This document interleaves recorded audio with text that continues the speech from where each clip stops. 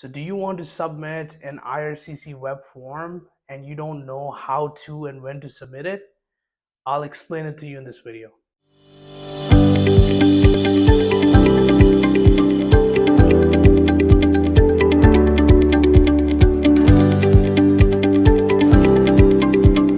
Hi, my name is Ibad. I'm a licensed immigration consultant based in Mississauga, Ontario, Canada. So today I'll be discussing IRCC Web Form, or as they say, IRCC Web Inquiry Form. Many people who are self-represented, which means that they submitted the application on their own and they are representing themselves, they often send an IRCC Web Form just to get an update on their application from IRCC, which is not a good use of this tool called IRCC Web Form.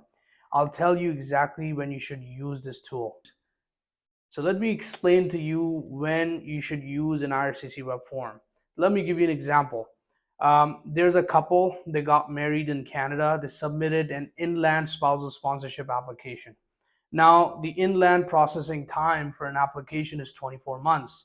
And in the case of this couple, they submitted the application, they waited for 12 months, nothing really happened on the application, and they're still waiting. All they received is an AOR and basic communication from IRCC, which has their application number on it, and nothing really happened. The application is still in process. And they decide to send an IRCC web form because they have waited for at least a year. Now, if they send an IRCC web form at this stage, they are really not going to receive anything important from IRCC. So even if they send a web form asking for an update, all they're going to receive is a standard automated reply. Okay. IRCC agents are not going to be able to tell them anything because the application is still in process. So if the processing time is 24 months, and you waited for only 12 months and then sent an IRCC web form asking for an update, nothing really will happen. Agents don't have any authority and power to speed up the application, even if you're frustrated, even if you waited for 1 year. So the best thing to do is wait for 24 months. And if nothing happens, hopefully the application would be finalized by then. But if the application is not finalized after waiting for 24 months, then you can send an IRCC web form. Another example of when you should send an IRCC web form is if you have moved from one address to another. So let's say your residential address was different when you submitted the application, and now you're living at a different address. So if there's a change of address, you're going to have to tell IRCC about it. You can use IRCC web form and inform IRCC about this.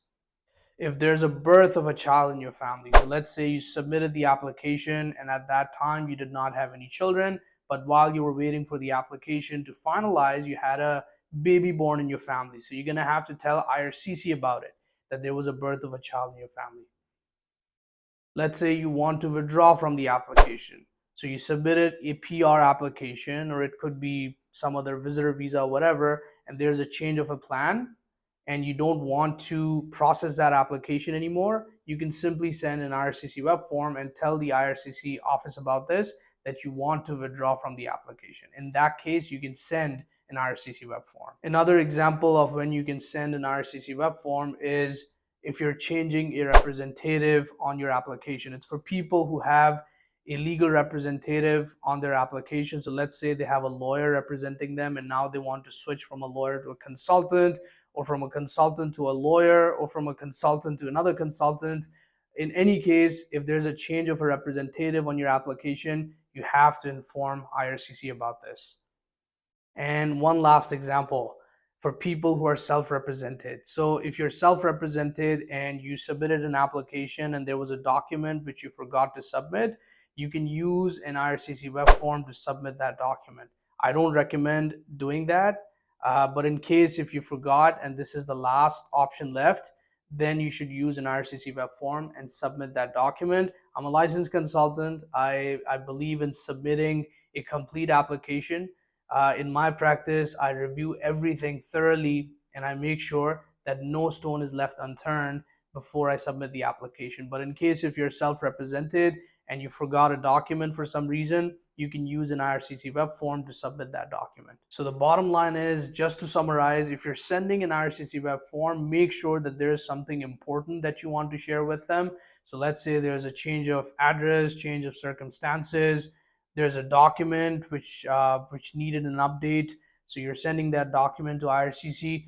Make sure that there is something important. If you just keep sending an IRCC web form just to get an update, and all you're getting is an automated response, you're not helping the process. You're overwhelming the system. All right. So if the processing timeline of your application is 12 months and you waited for 6 months, and after 6 months you have an anxiety and you're sending web forms one after another, it's not going to help anybody. All right. So you have to wait for 12 months.